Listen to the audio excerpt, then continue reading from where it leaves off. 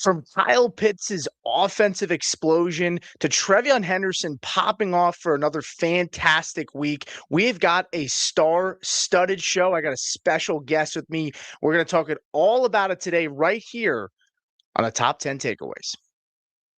Oh, oh, oh, oh, oh, oh.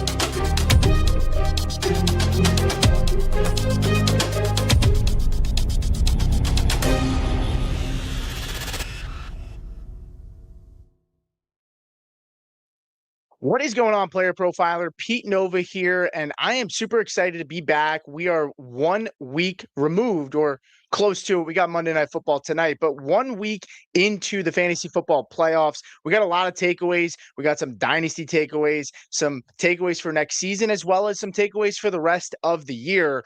Before I get into it, I do have a special guest. You know him, you love him. It is the Podfather. He is back to make his return on the top 10 takeaways, first episode of the season. And let's bring him on. Matt, what is going on? Oh, it's a top 10 takeaways takeover. That's right. Yeah, we got we're pirating the takeaways. We're taking over the show. Like a little eye patch. All right, that's it. I just want to do a little pirate takeover of the show. Pete, let's get into it, man. Let's get the hell into the show. We have a lot to talk about. I've read the comments. People are wondering where I went, and I'm like, you're in great hands with Pete Nova. Don't worry. But we don't have a waiver wire show this week. It's waiver wire season is over. There's no reason to be stashing players anymore. So I thought Pete and I need to get together, and we need to do the best top 10 takeaway show of all time. Absolutely. And honestly, I figured it's kind of like a nice little buildup to get you on. There's a ton of stuff that happened this week, a lot of injuries, a lot of duds, a lot of studs. And I think one player that I think is probably the nicest one to kick off today is Nico Collins, Matt. And Nico Collins, 23.5 points this past week, 2 touchdowns, 3 catches on 85 yards and 4 targets. He goes up against the Arizona Cardinals. And, it looks like the big plays might be back for Nico Collins, Matt. 4 20-point games in the last 6 weeks. He's only had 1 game below 16 points during this span. This is a guy that I touted as a guy that had to be a first-round pick. And he did not work out to start the year, but he's been on an absolute tear, a 22.7% target share. He's got the Raiders. He's got the Chargers. Rest of the season, can he sustain this, with the track and what he's been on? I mean, CJ Stroud looks pretty good lately, but is this sustainable for Nico Collins? So I had Thanksgiving with my family, and my sister was there, and she reminded me, she's like, you are the luckiest guy. Everything always works out for you, da-da-da-da. This is just sibling rivalry type stuff.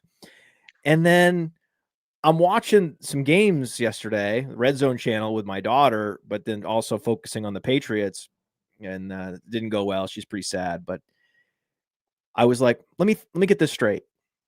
So the first time I'm going to be doing top 10 takeaways this season, my one show with Pete Nova, Patrick Mahomes tears his ACL. The Chiefs are eliminated in week 15.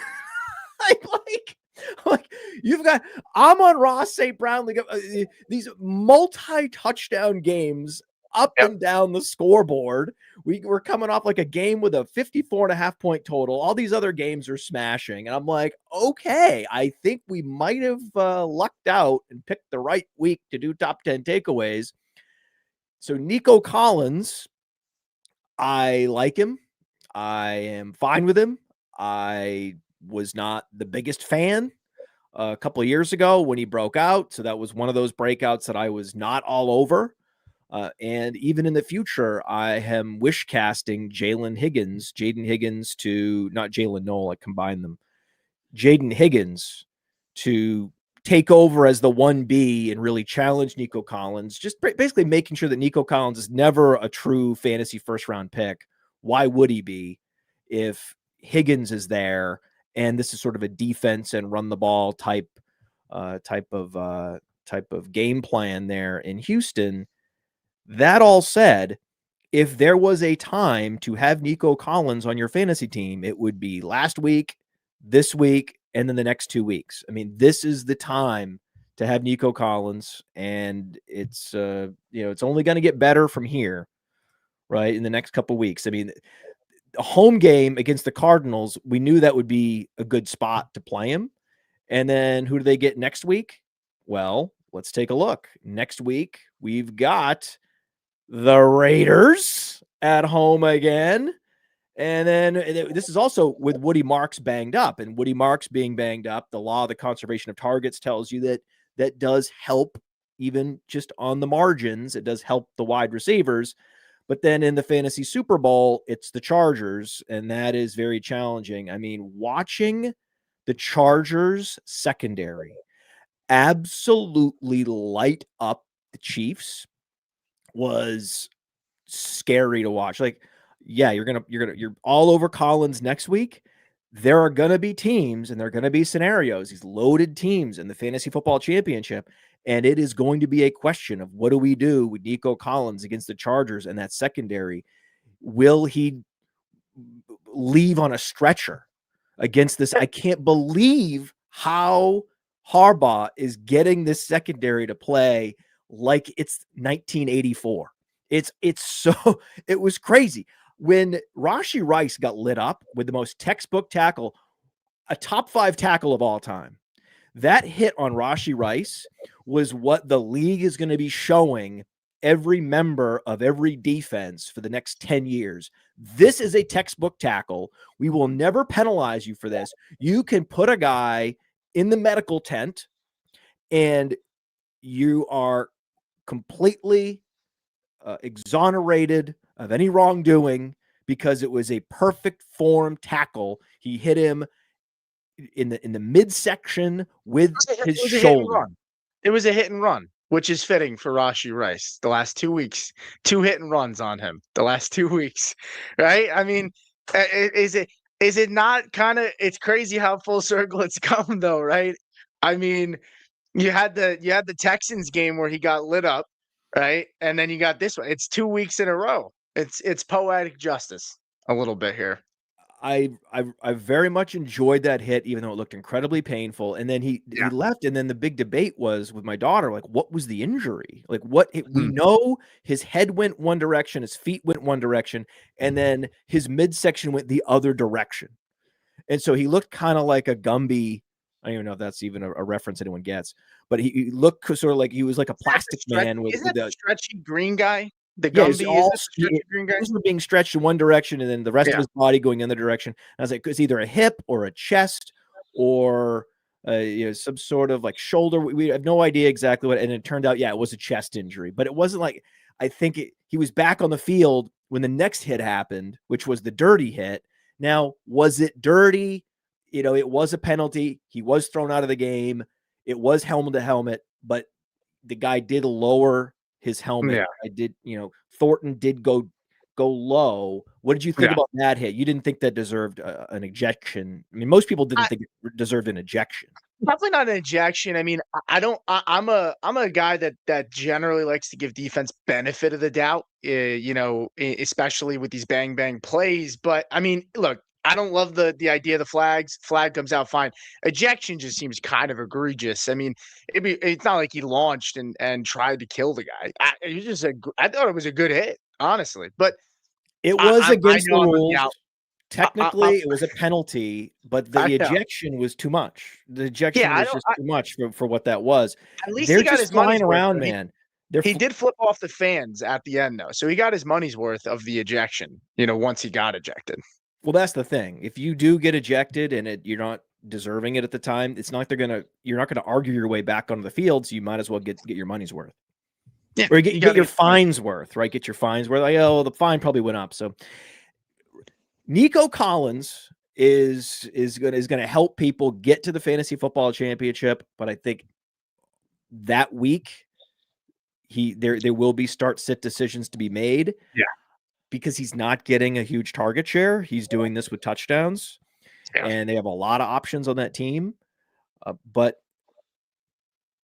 even if, right, even if this is a situation where you can't project him to score an exorbitant amount of fantasy points against the Chargers, whenever the opposing team has a quality quarterback and a good offense, even if they have a good defense, they can push the game into scenarios where you have to loosen up and you have to let the ball go downfield and put Nico Collins in a position to make big plays.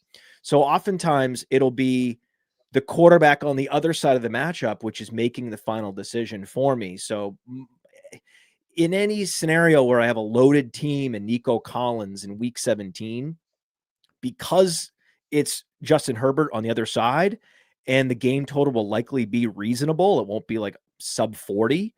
Sure. Then there will be probably no way that you could even consider benching Nico Collins because of the possibility that, okay, let's say that the Chargers do get out to a lead.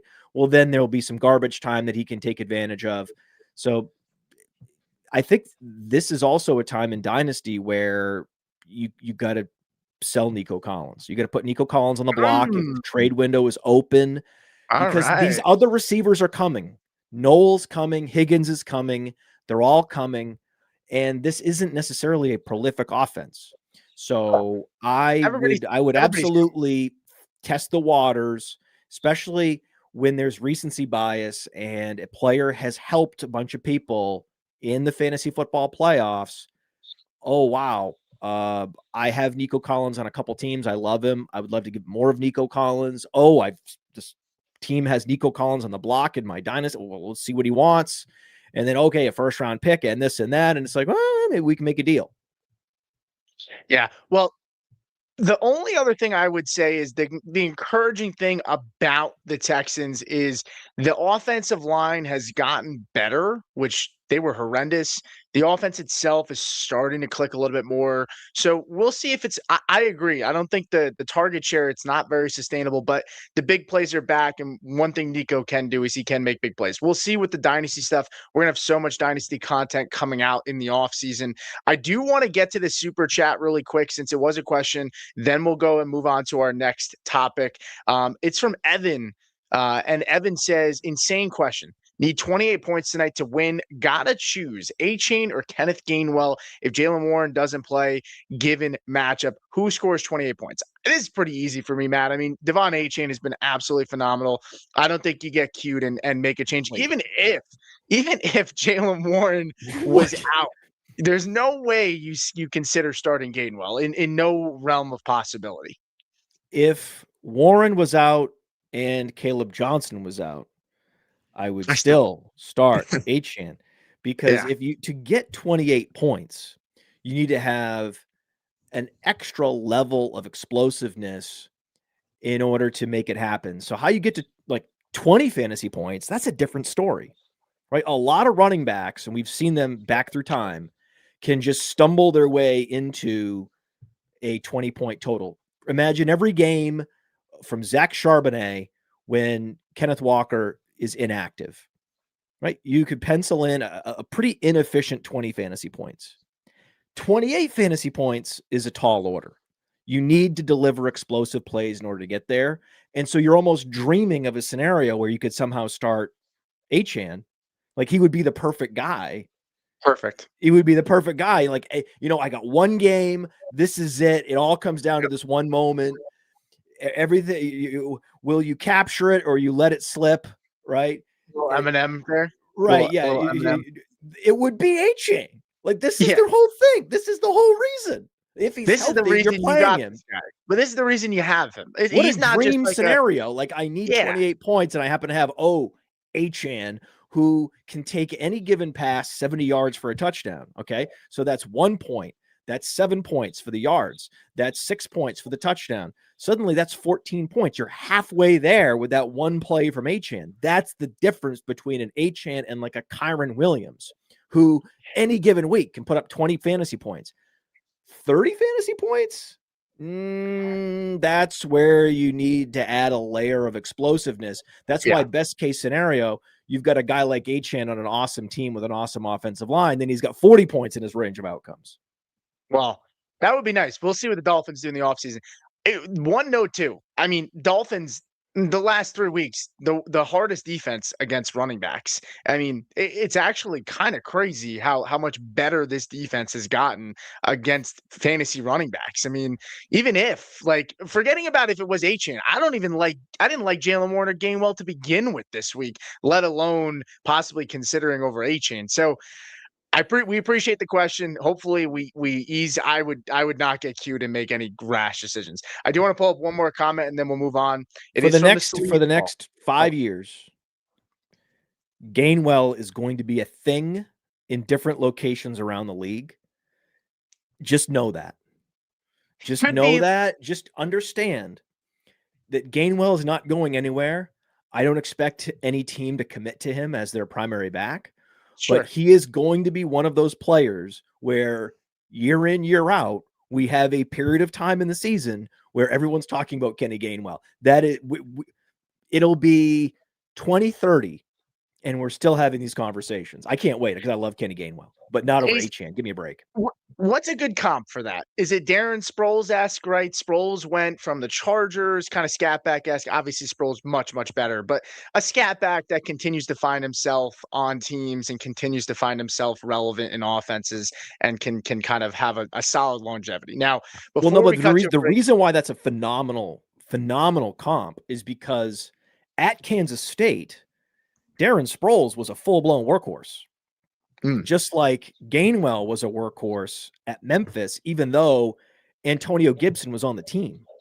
Like they had other quality running backs on that team, Tony Pollard and multiple I mean, they had a run of 4 years where there was like 4 NFL running backs that came to that program, and only that 1 year did anyone put up over 1,500 yards, and it was just because they committed to Gainwell, who has the body of a scat back, but has a history of being a primary back and a workhorse in the league. And so, just cap tip to my man, Kenny Gainwell. But if you start him, you're an idiot. Yeah. Well, I knew you liked Gainwell. We talked about it before the season started as well. So I know you're a Gainwell guy. I mean, honestly, if I was looking at like Gainwell, he's probably more of a DFS play. So if you're looking to get like a sneaky upside play, it would probably be a guy like Kenneth Gainwell. Let's put our hoodie on and let's talk about Player Profiler's DFS Dominator. It has a cash game optimizer that leverages the projections from Billy and Bradley and Evan and that Player Profiler AI engine to create cash game lineups that certainly have a high floor, but also give you that ceiling. Now, you've probably heard about the most powerful tool of all, our Lineup Genius. We know winning GPPs requires a completely different approach, which is why our Lineup Genius takes you through the process of selecting the quarterbacks in the juiciest matchups. Then it highlights the stacks and runbacks that are available, lets you pick the chalk level, lets you pick the level of correlation with a number of other proprietary settings available to you. Click a button and it generates hundreds of lineups to be imported into FanDuel and DraftKings. And it's just $45 a year, not a week, a year. So go fight fire with a Player Profiler DFS Dominator. And there you have it. So if you're looking to play some DFS, maybe get Kenny Gainwell in your lineup. Let's go ahead and move over to our next takeaway. And this is TreyVeon Henderson, Matt, and this was a favorite of mine and yours. I had a bold takeaway with you on this show in the offseason, and I said TreyVeon Henderson would be a top 12 running back in fantasy football. Now, it hasn't panned out that way, but he's been pretty hot down the stretch here, right? 30.1 PPR points, 14 rushes, 148 yards, 2 catches, 13 yards, 3 targets, 2 touchdowns. Now, the question here, Matt, is this sustainable? And the reason I say that is because Ramondre Stevenson still out-snapped this guy 34-25. And while we did see some big chunk plays from Henderson, it still kind of feels like they're not giving him that lead role. And I don't know if we can expect that to happen. You know, rest of season wise, you know, he gets Baltimore on the schedule and the Jets. What we saw yesterday, is that something that we can expect possibly for him rest of the season, or is it a flash in the pan just for the rest of the season? Or just, how do you evaluate the performance from yesterday? Ooh, certainly fun to watch, right? But anytime you have one of these long runs where the guy runs right and it's all clogged up. And then he bounces off a couple guys, and then he spins around, and he goes back the other way, and then all of a sudden the quarterback is out in front, the lead blocker, and then he goes all the way for a touchdown. Okay, so that's not common. that's the very definition of a random,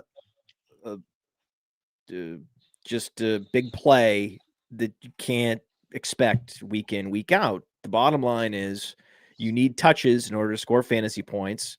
And most runs are where they're designed, and how good the run blocking is the number one differentiator, not how fast or explosive or talented the running back is. That's just the way the NFL works. So if he's going to be outsnapped by Ramondre Stevenson, then he is very much up in the air every week with your start sit decisions. And it just depends on how stacked your team is, but he is not a must start. But what will happen is that you'll end up getting matched up against him by people that are just like, I can't bench him. He's been so good and he's so explosive. But actually, you're going to have these weeks. One of these weeks, I mean, either week 16 or week 17, we're going to look up and he's going to have 6 fantasy points because he's going to have a couple catches. He's going to have his 8 to 10 carries, and they're going to go for like 40 yards, and you're going to look up and like, he's not going to help your fantasy team. And there's probably a guy on your bench that you could have started instead. That's why, you check our projections at Player Profiler, and the number one metric that goes into projections is projected opportunity. And Ramondre Stevenson is back as the main primary back. Now, next year, we'll see. I'm excited to see what happens. I think that it's very possible that the script flips and that he becomes like a 55 to 60% opportunity share running back in 2026. But he is a rookie, and he is a rookie that is perceived as one of these big play home run threat guy that can take a kickoff, guy that can be an all-purpose gadget player out of the backfield for special plays. That's how they view him. I know that many of you would love to deploy him like the Dolphins deploy Achane because they're similar players. But that's just not how the Patriots view him or use him this year. And we need to make our start-sit decisions accordingly and not just point chase because a guy, ran one way and then ran the other way, and then Drake May threw a block. Yeah, I hate, one of the things I cannot stand is the Jahmyr Gibbs comp with David Montgomery, where everybody thinks it is going to be like the Bears are going to be, DeAndre Swift with Ben Johnson. It's going to be Swift and Monangai or Roshan Johnson, who was a hot name for whatever reason coming into the year. Everyone thinks it's going to be that tandem, right? And I hate throwing that out there. In some ways, Henderson is a little bit Gibbs-esque in that he can do a lot with a little, right? Which is what we say with Achane as well. Difference is Gibbs, I think, can hold up with a larger workload with his size a little bit more than I think Henderson and Achane. But Achane's kind of pushing back on that narrative a little bit this year because he's had a very, very strong workload. I think with Henderson, he gets Baltimore, he gets the Jets, and I'm kind of with you in that I'm not expecting a 30-point game. It really depends on your matchups, right? We always tell people context is key, and it really depends on, who you're going against, what the projections are, how you project yourself. Are you looking for ceiling or are you looking for floor? I usually like to, shoot for ceiling at all times. And some people like to play it safe, but when you get to the championship, you need that ceiling, Matt. And I'll push back on you a little bit there and just say that while I don't know that the opportunities will be enough, and it's ironic we're talking about Nico and Henderson, who both are not getting the opportunity share that we would want. That's right. I do think Henderson is a guy, for me, my palate, my taste, for I like to take the risks and I like the higher upside plays. I think I would be okay rolling out Henderson in most scenarios for myself, just because I'm willing to take those chances with 2 weeks left in the season understanding though that yes, he's probably not going to pop off for 30 points a week, which is I think a little bit what you're alluding to is we're not expecting 2 touchdown games from Henderson with Stevenson being back. And I think Henderson should be viewed still as kind of like a around that 20 range, 20 to 25, probably rest his season with some upside, not RB1 upside, but kind of high end RB2. That's how I view him, Matt. Well, let's play it out hypothetically. Okay, let's say someone had a shallow team, and they had Nico Collins and TreyVeon Henderson. Sure. So okay, it's week 17. It's the fantasy football Super Bowl, and you're making a flex decision. Let's just say this team is stacked. You're making a flex decision between Nico Collins going on the road to the Chargers and TreyVeon Henderson going on the road to the Jets. Based on what I saw just this past week with Travis Etienne and the Jets defense, the spike week I can get from Henderson against the Jets in week 17, I'm going to play Henderson over Collins in that particular situation. But the week prior, it's reversed. Like what I think I can get from Collins against the Raiders, is more than what I think I can get from Henderson against the Ravens. Henderson going to Baltimore, there's going to be people that lose their matchup because they played Henderson at Baltimore, and this Baltimore defense is getting better and better and better as the season goes along. That's a very dangerous situation, especially, going on the road to a place like Baltimore. That could be a very low-scoring game. I'm looking at the game total, 48. What? 48-point game. What? That's going under. Game. Are you kidding me? Also, what a big game.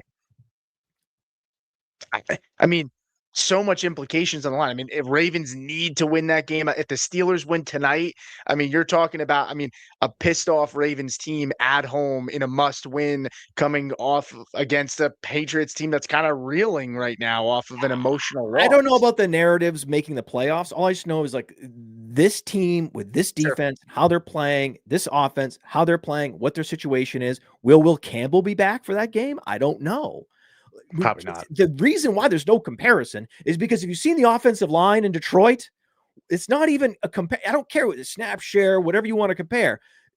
Gibbs is out snapping Montgomery. So it's not a one-for-one comparison just based on snap shares because we have Stevenson actually out snapping Henderson. And then you've got Glasgow and Sewell and Ratledge and Decker and this incredibly stacked offensive line, which really helps Gibbs. And that's not the case in New England. Like we're talking about broken tackles, broken plays. That's where you're seeing these big plays manifest for Henderson. And I love Henderson. I was touting Henderson. I love the Patriots, but we have to get real about these situations. I'm with you. Let's move on because I think this one will be a little spicier. And it's Emeka Egbuka, right? Emeka Egbuka, 10.4 fantasy points, 4 catches, 64 yards on 7 targets.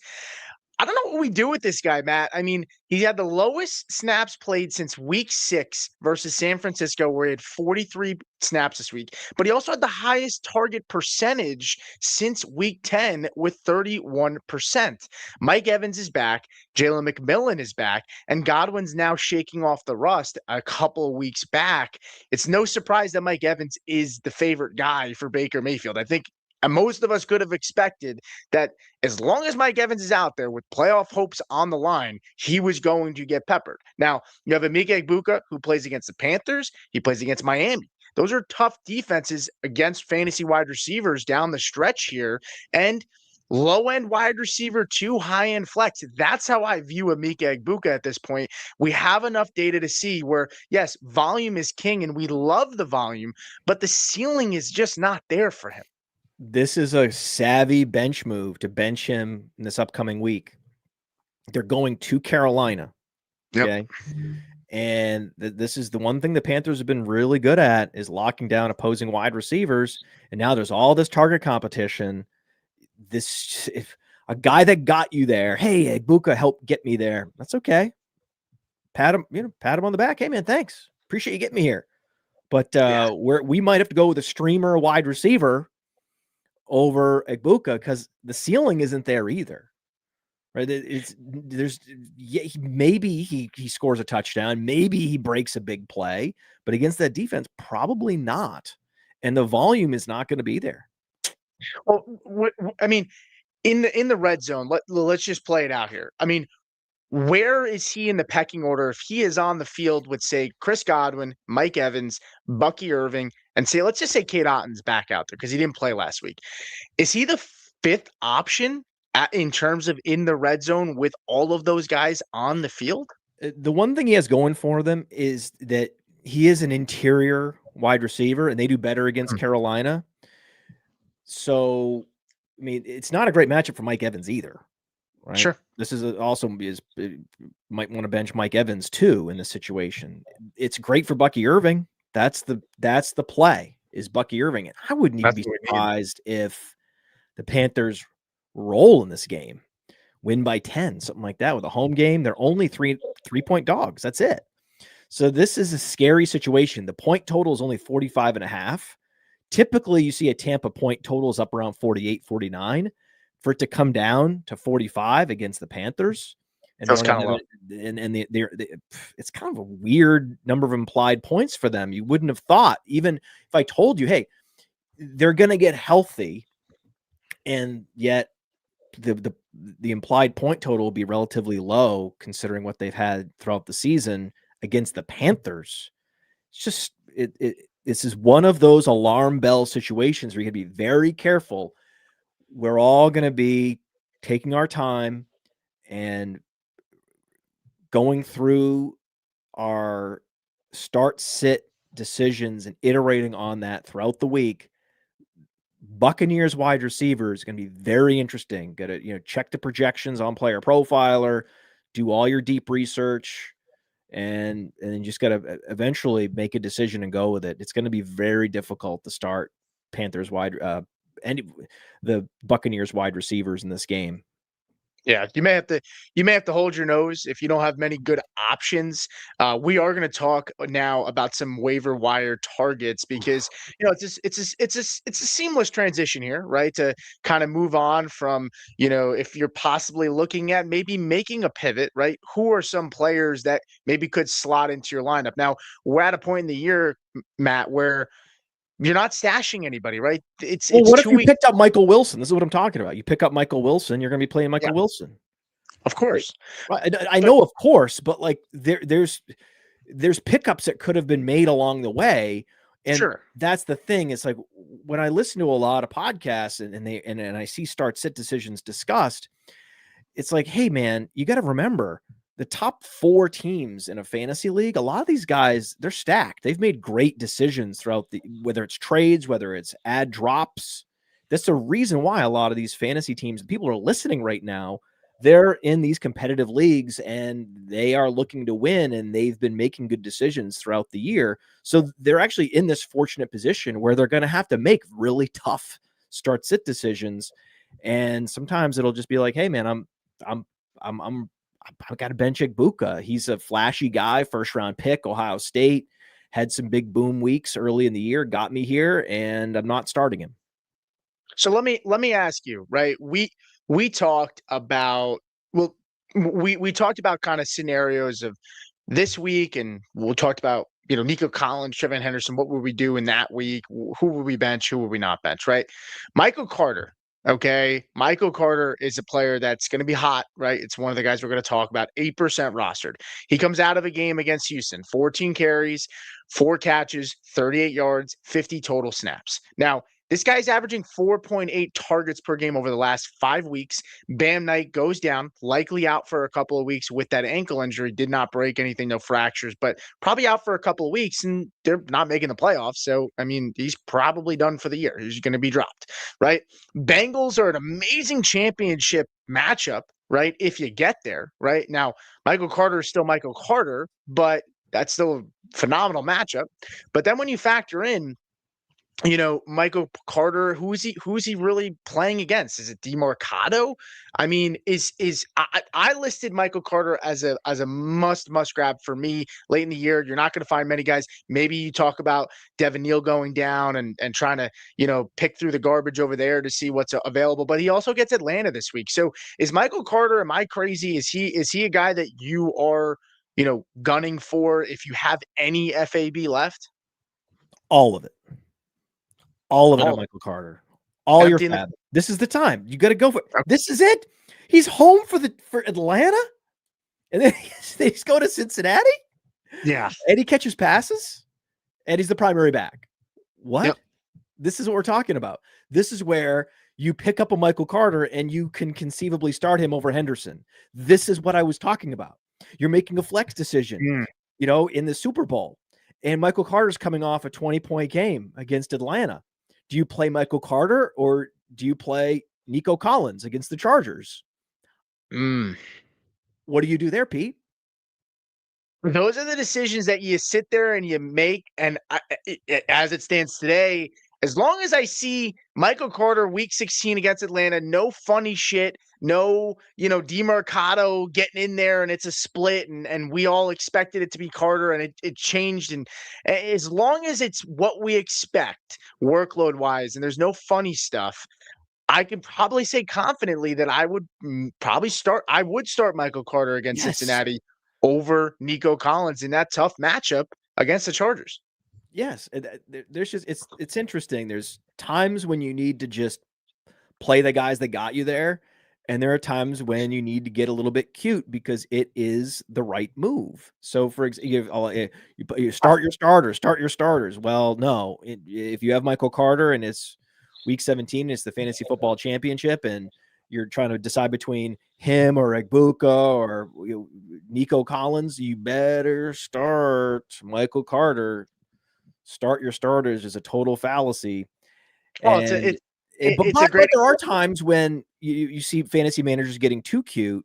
And so this past week, in terms of takeaways, I just did want to say that if you remained faithful to Lamar Jackson and you didn't get cute, because I've talked to real people, real people with real fantasy teams who were considering Jackson Dart over Lamar Jackson last week, and even Shadur Sanders. Like, oh, did you see what Shadur Sanders did? All this stuff. And it's like, I know it sounds crazy. It's insane. But I know it sounds insane, but you have to, a lot of people are watching football through a context of this was the guy at Colorado, and because he's too flashy and too sexy, he fell to the third day of the draft. So this guy's a day 3 pick, but it's not because he lacks talent. Just go look at that 45-point game he just put up. Lamar Jackson's not been helping me at all. Lamar Jackson stinks now. I'm going with Sanders. I need a win. I'm going with Sanders. And it's like, no. Please don't do that. You have to start Lamar. He might not be 100%, but it doesn't matter. Like, you just go back and no Dart. There were people that started Dart over Lamar and they lost their matchup because of it.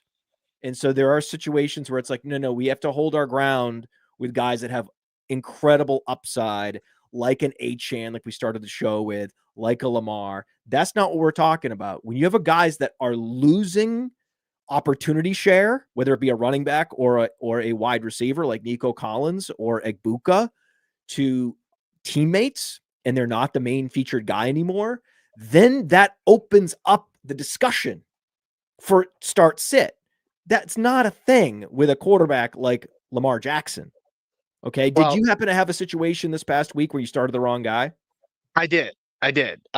So I was hell-bent on conviction that Marcus Mariota, I had him ranked as the 12th quarterback this week. I had him ranked ahead of Sam Darnold. And right before my matchup, I swapped him out for Sam Darnold, and I lost my matchup. And I lost my matchup by 5 points. And if I would have made the switch, Mariota beat him by 7 points. So that's going to be something that sits with me for the rest of the year, because that was a high stakes. A lot of money, big money league, and yeah, that one's gonna sting for a while.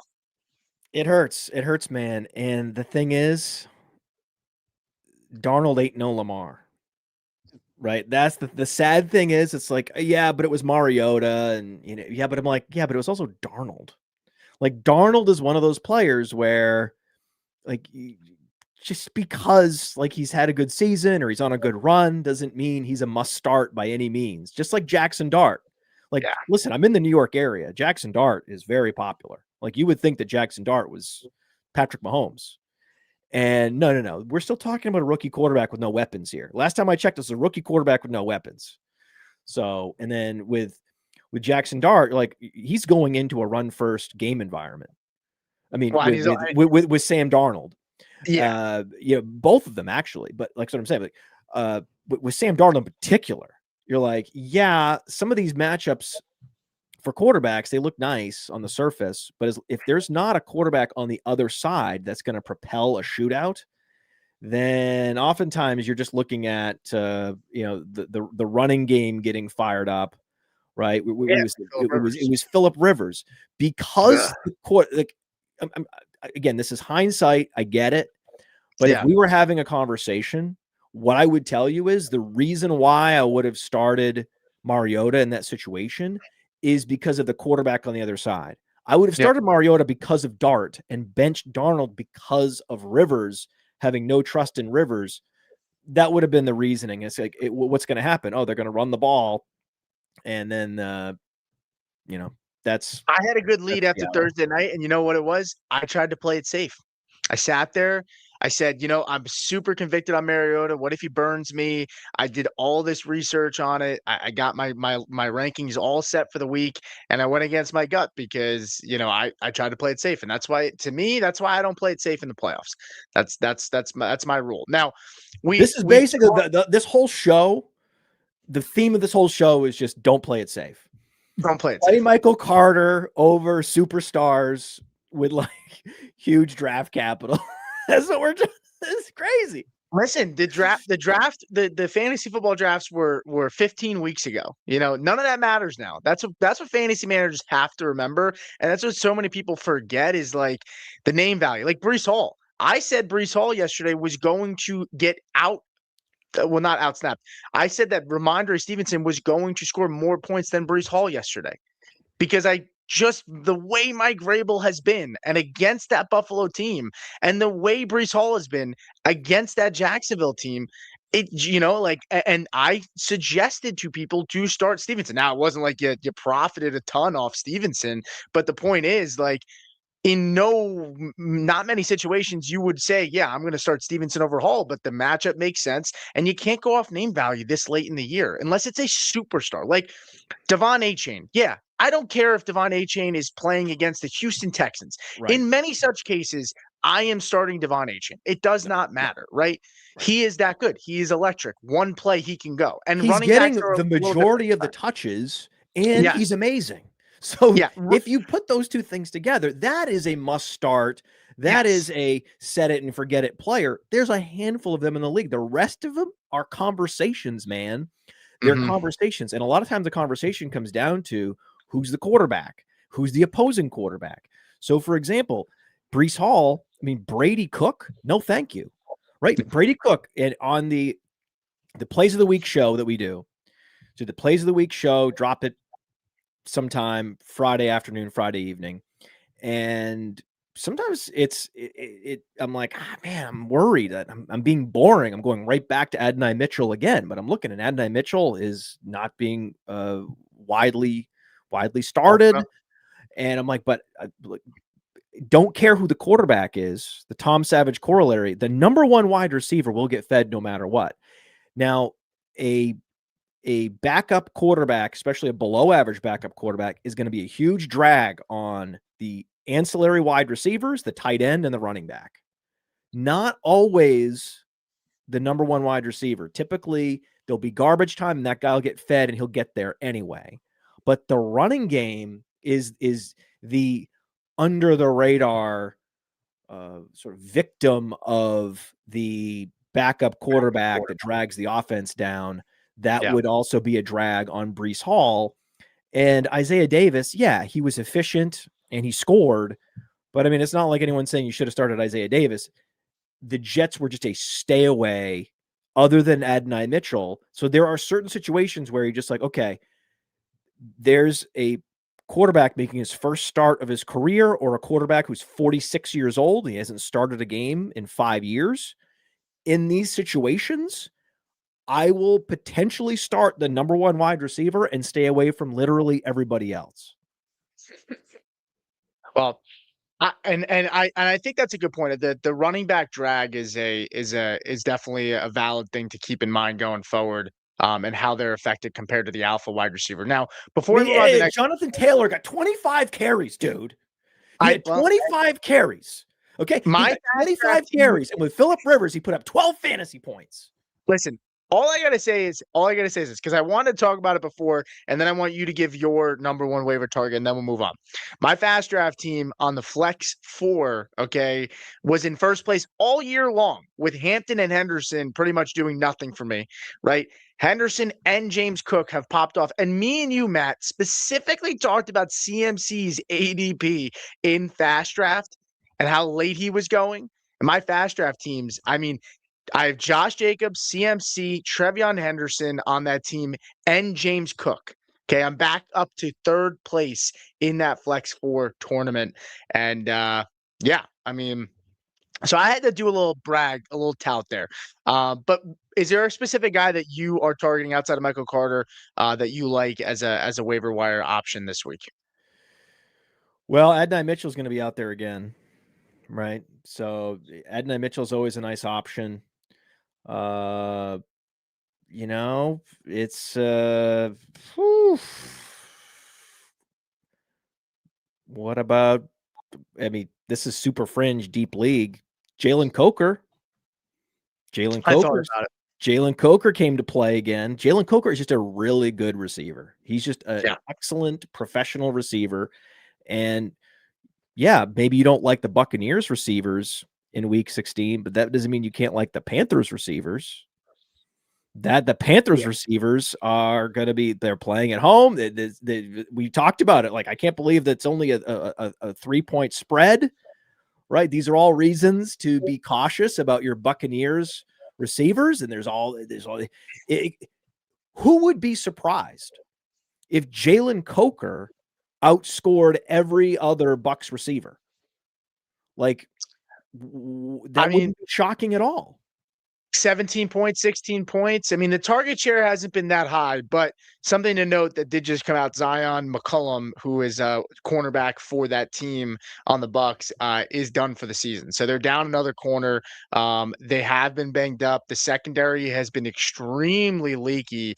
Now, they have played some elite offenses over the last 5-6 weeks, but this defense has not looked the same, right? It's not even the stout run defense that we're used to seeing. So I think Jalen Coker is definitely worthy of a play, but now I'm going to put you on the spot here. Are you telling me, would you risk it and play Jalen Coker over Egbuka? Are you confident enough to say that you would do that, or just not yet? It's not doesn't mean he's not a good pickup. No, I would do it. But I would do it. You would. I would go Coker. There's another guy like, what is the rostership of DJ Moore right now?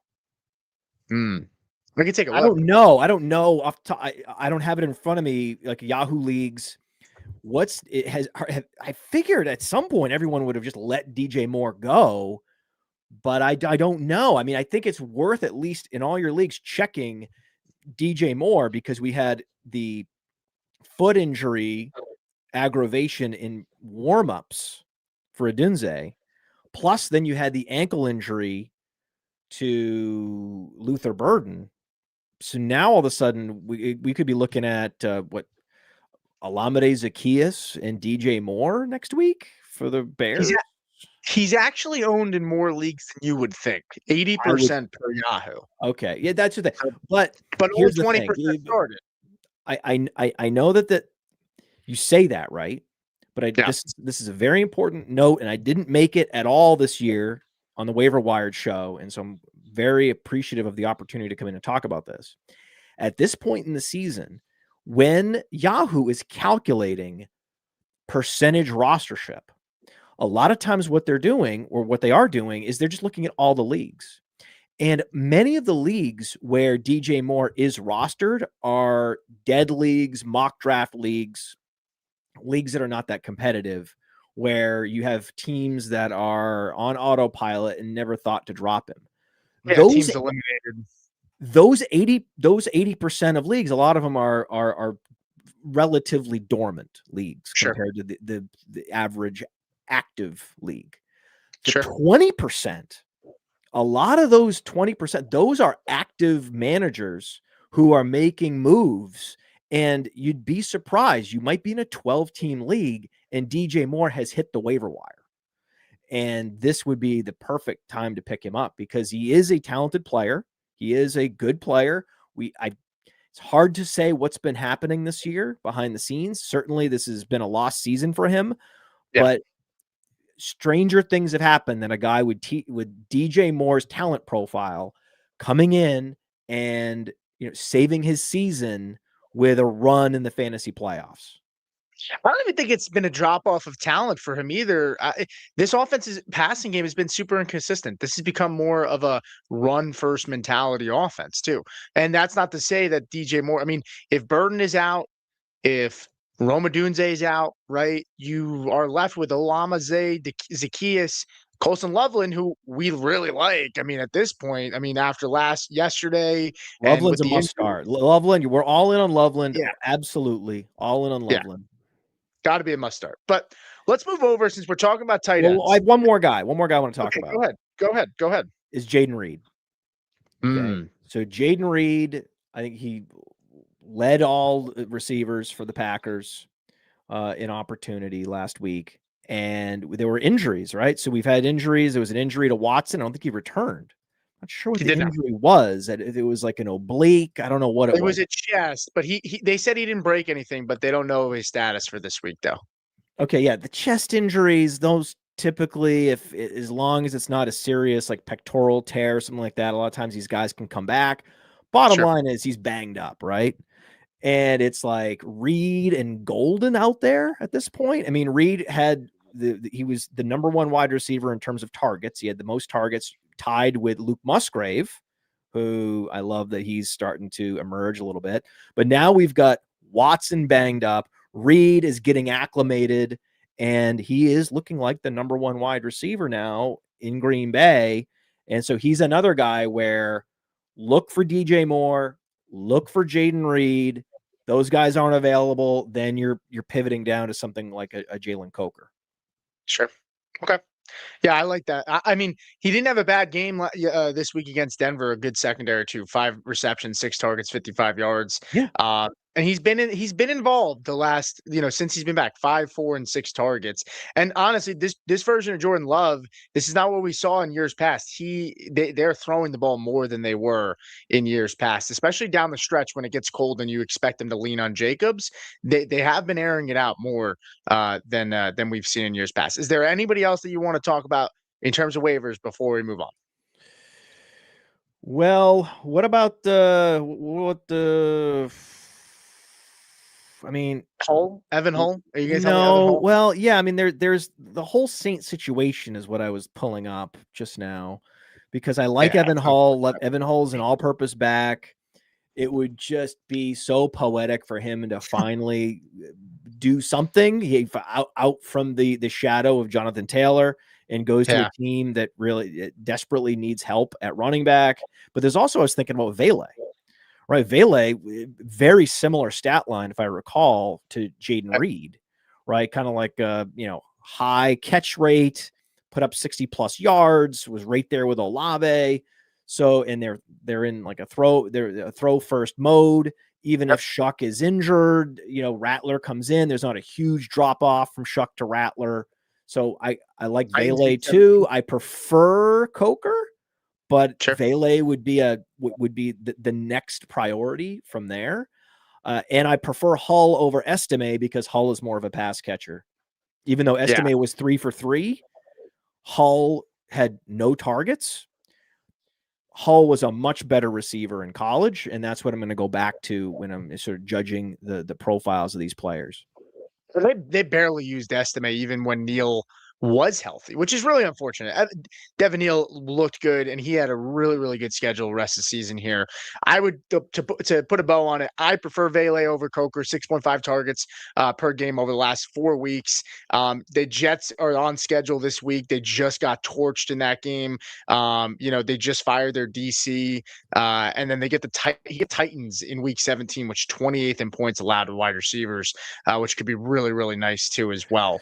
But he's got is Bryce Young a downgrade from Tyler Shuck? Are you a big Bryce Young guy? Shuck looks pretty good right now. Wow. I mean, now you're making a pretty good case here. Are we sure Shuck plays though? I mean, you have a young quarterback that's been concussed. So that's a question. If Shuck plays, okay. I think you got to go Vele there. If we know Shuck's going to play, if I know Shuck's going to play, I'm going to go Vele. I think it's close, but then I hadn't looked forward yet. I didn't know that week 17 for the Saints. Oh my God. Like, this is a great situation for them. You're right. I mean, it is the dream playoff schedule to go to the Titans in week 17. That's pretty wow, right? Jets Titans, that's hard to beat. This is another situation. You know what? Regardless, I'm reprocessing in real time here. Let's just go Vele. I agree with you. You're the man. Yeah, that's why you're doing the show. You're doing the show because you're the man. And so, it took very little effort for you to convince me. I still think Coker's a better player. I do love the matchup. I love the situation. Everything is good. But it's just a little bit better for Vele. It's a little bit better. The game total is a little lower, right? The implied points are a little lower. Potentially a little less upside for Vele. But you're going to get production. You know he's going to give you 10 fantasy points. And then there's also a touchdown in his range of outcomes. That is what I like to bank on. And then that's a conversation, man. There's a conversation. Like, who are we starting? Like, I'm not saying that you start Vele against the Titans with a healthy Shuck over Nico Collins. Oh gosh, here we go. I'm not saying you do that. Well, but it's a conversation. It's a conversation. It is a conversation. I'm going to go Collins there, but it's worth iterating on. That's all I'll say. It's worth just thinking it over. If you have Vele, you need to be strongly consider starting him the next 2 weeks. Fair enough. Fair enough. This is what a world. Love it. Let's move on to the next one here, and this is going to get spicy. We're talking a little bit about Harold Fannin Jr., who finds himself right. I mean, we talked a little bit before the show, right? Like, great player, situation for targets and volume, but bad offensive environment. Right now, he comes in this game, and this is pretty much the perfect culmination of what we're talking about, right? 12 fantasy points off 14 targets, right? The volume was there, but the quality of those targets were not, and the quarterback play and the offense and all of that is something to factor, right? So 7 catches, 48 yards on 14 targets. He had 11 targets the week before, but I want to talk about Fannin here from a dynasty perspective, Matt, because I think it is important to get a pulse on where you are at with Harold Fannin's dynasty value. I'm going to name a couple of names here, and you stop me when you have Harold Fannin ranked over that player in dynasty. Okay? Okay. Trey McBride, Brock Bowers, Tyler Warren, Tucker Kraft, Sam Laporta, Colston Loveland, Gadsden. Yeah, right there. So it's very close. This is a debate that's been happening. Okay. Gadsden versus Fannin. Now, I will say there's a player I have ranked ahead of him that wasn't listed, and that's Kyle Pitts. Yeah, I was getting there. Even though top 10 takeaway is not typically about the Thursday night game, But Kyle Pitts is an important player to talk about. I mean, he has always had a great talent profile. He is 25 years old, which is the age that tight ends typically break out anyway. He's been cursed by this rookie year, this very productive rookie year, has been an albatross around his neck. And it was unfair. It's been unfair. And I think I'm very excited for Kyle Pitts in his career. He's always had this ability. And it's just a question of it all coming together. So that rookie year curse, he's finally over it. He is a massive big play guy. He's going to have Michael Penix as his quarterback in the years ahead. We have no idea who Fannin's quarterbacks are going to be in the years ahead. So, I mean, I'll take Kyle Pitts, the next 5 years of Pitts in Dynasty over Fannin. Easy, right? Easy. So then the question is Gadsden versus Fannin. Gadsden is the better quarterback. Fannin is technically a year younger. Yeah. And he has, he's obviously getting a higher target share, a much higher target rate. So he is a target earner, a next level target earner. It's just, I've been laughing on the Plays of the Week show about how we're not, recommending starting Fannin as a lock until one particular, I think it was last week. It's like, okay, now we'll finally, put Fannin in as a lock. And then what does he do? He shows that he's basically the Jonathan Taylor of tight ends, that you can never really escape your quarterback fully, especially if you're a tight end or a running back. You just can't escape your quarterback. It's a shame. He is the right player in the right situation with the wrong quarterback. That has been the analysis all year. It's still the analysis, but quarterbacks change.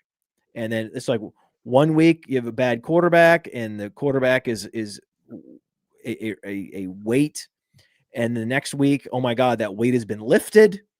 And that's because, we signed Joe Flacco. Like, it doesn't even, the bar is so low, man. So low. You got to remember with these guys where in Dynasty, you're dismissing them because of quarterback play or discounting them significantly because of quarterback play, which is inappropriate because the bar to upgrade quarterback to, hey, this guy is useful. Look what Trey McBride did with the backup quarterback last week. Pretty good, right? I think pretty good. Yeah. I think pretty good. So, yeah. Or they draft a guy and then Colston Loveland somehow has Caleb Williams as his quarterback. So it's not like Colston Loveland wasn't there all along, but it was like Cole Kmet. Like maybe that was the reason you didn't like Cole Kmet. The real reason not to like Cole Kmet is they're about to draft Colston Loveland, not because they have Caleb Williams. Right. And Caleb Williams is struggling as a rookie. No, he's going to get better. He's going to take a big step forward. It's kind of got like a guy like TJ Hawkinson, right? TJ Hawkinson, there were throws that were made trying to get the ball to TJ Hawkinson, and it just did not work out. Same thing with Justin Jefferson. He's getting targets. He's getting targets in the red zone.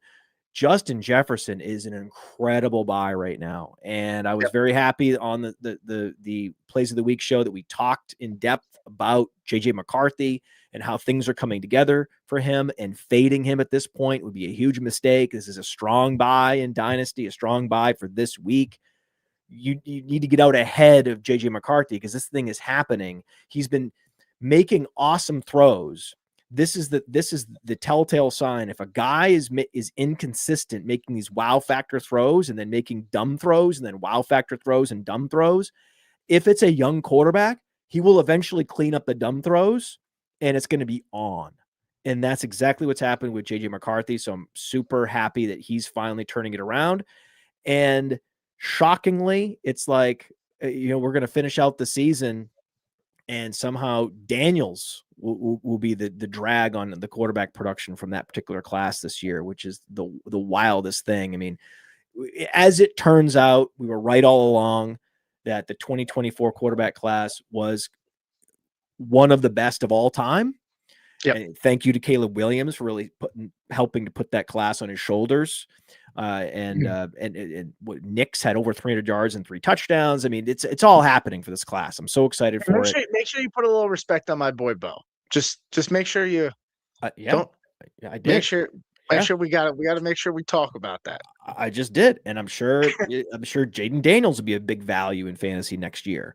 And JJ McCarthy will be incredible value. We're going to go right back to the well. I'm just going to go ahead and record takes from last year, and we're just going to replay them in 2026. We're going to take my takes about the 2024 class, the quarterback class. We're just going to replay them all. I'm going to go right back to the well. That is one of the evergreen takes, or at least a take with a 2-year shelf life, that just invest in offenses and weapons that are tethered to that 2024 quarterback class. With Harold Fannin, they are going to find a way to upgrade. Either Shedeur Sanders takes a step forward next year, or they upgrade the quarterback. One way or another, things will get better for him. He's 21 years old, and chase the target earning capability of a 21-year-old. Sure, he could be the next Kyle Pitts, and then you want to go ahead and hold on to him. Like, Kyle Pitts has been a hold all along, but it's more likely that he's just going to be productive year in, year out from here forward. So I want to get because if you have Kyle Pitts ahead of him, right? That puts 7 guys ahead of him, and you didn't really give me a clear answer on Gadsden, though, right? It seems like you lean Fannin. Yes. For me, I prefer Gadsden just because of the nucleus, stable quarterback, a coaching situation, quarterback that's going to be there for a while. Keenan Allen, who's a target earner, is probably gone soon. I prefer Gadsden, right? He's also number 1 in EPX, the explosive play rating on Player Profiler. Gadsden looks great, but Gadsden has not been a major target earner in the last 4 weeks. I mean, we're talking about 2 catches, 1 catch, 4 catches. I want to see a little bit more from him before I'm going to put him in that Harold Fannin class. Harold Fannin was also a complete machine in college, in a way that, Gadsden was productive. Absolutely. 80th percentile Dominator rating, but Harold Fannin's Dominator rating is like 99th percentile. Like, he's like a historic talent, college level. And so that's the guy I'm going to chase, even though that team situation is better. Absolutely. There's been many dynasty decisions that people regret because they either intentionally or inadvertently were chasing a situation instead of the player. Fair enough.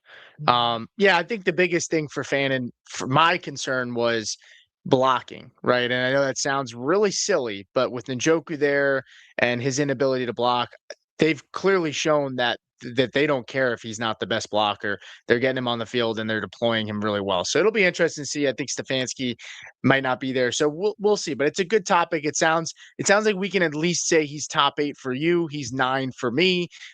Let's move on to another. Whoa! I'll tell you where I have him. Okay, I'll tell you where I have him. I have him at 6.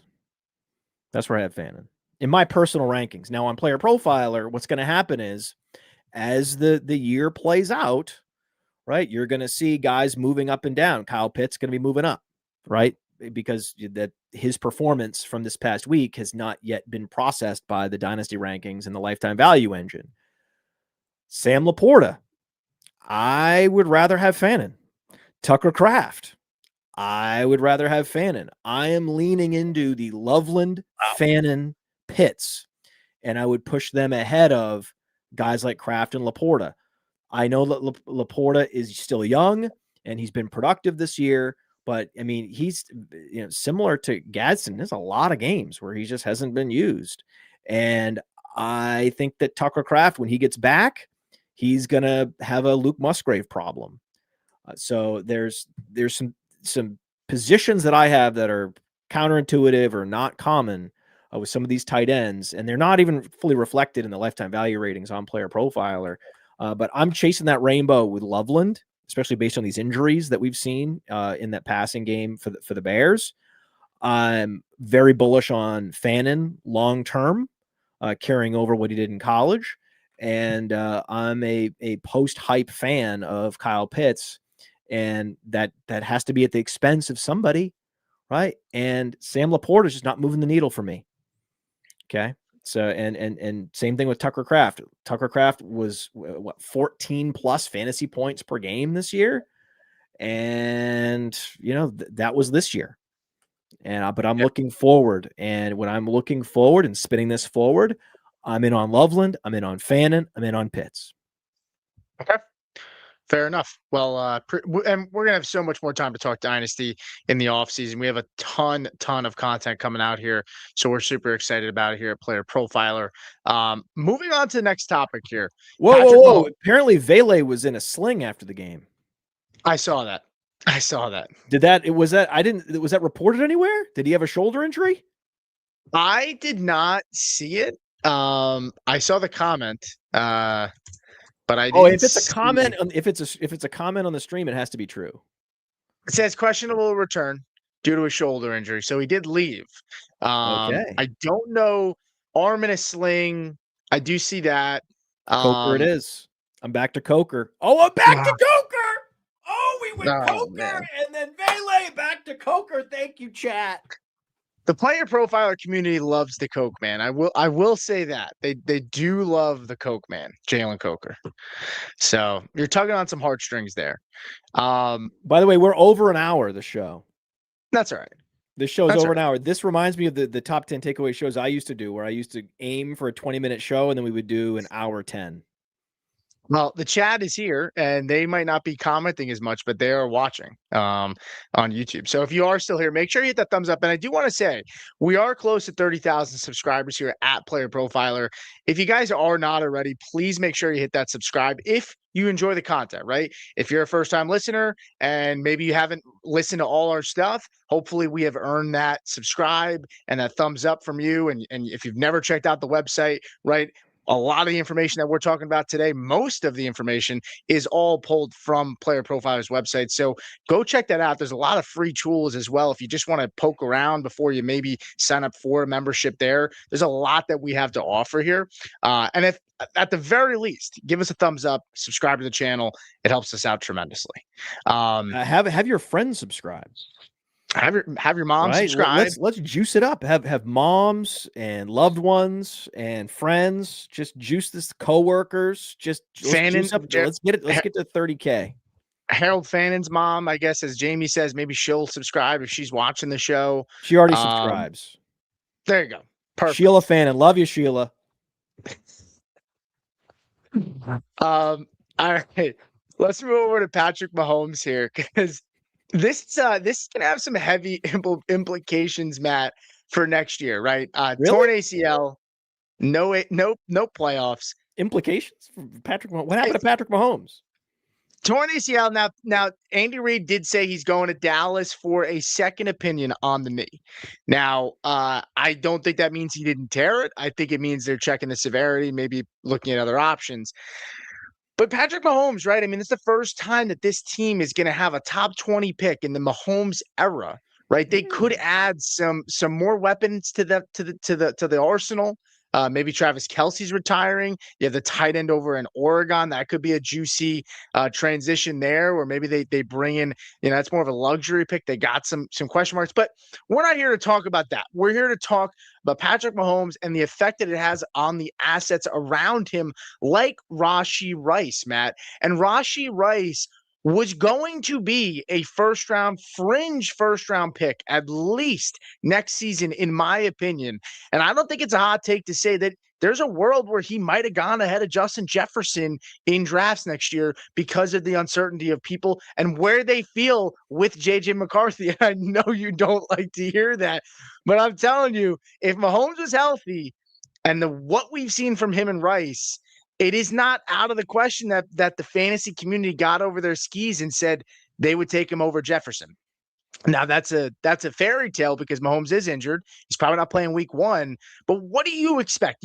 I know you're going to want to talk about the Justin Jefferson JJ little dig that I put there, but at least tell me this: Rashee Rice, if Mahomes is not out there, how is that going to affect him? And is he a buy for you in Dynasty if if there are fantasy managers that are panicking? If you have a piece of paper and a pen or a pencil, write this down and put it somewhere that you're going to see it. Summer 2026. Draft Justin Jefferson. Write this down. Put it somewhere where you're going to find it. Like, put a time capsule. Draft Justin Jefferson. My God. What I could. You can already see it coming. So Yep. weeks ago, I saw this coming. I was like, oh my God, can't wait to draft Justin Jefferson next year. Can't wait. Again, I was thinking that this weekend. I was watching these airmailed red zone targets he had no chance at catching. I was like, oh, I can't wait to draft him next year. God.